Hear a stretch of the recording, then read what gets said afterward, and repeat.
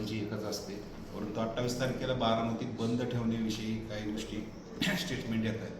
त्यावर आमचं असं म्हणणं आहे की आदरणीय अजितदादांचा हा अपघाती मृत्यू झाल्यानंतर आपण सगळ्यांनी बघितलं असतं 2-3 दिवस अक्षरशः उपाशी राहिले, लहान मुलं सुद्धा जेवण केलं नव्हतं.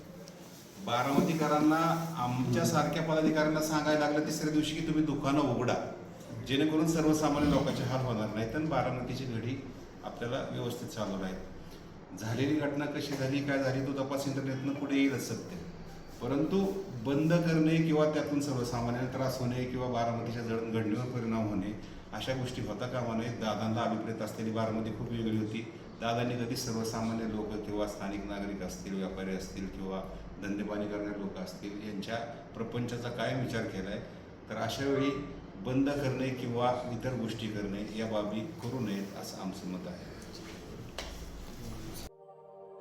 अशाच नवनवीन बातम्या पाहण्यासाठी बारामती वार्तापत्र चॅनलला लाईक करा, शेअर करा, सबस्क्राईब करा आणि बेल आयकॉन प्रेस करा.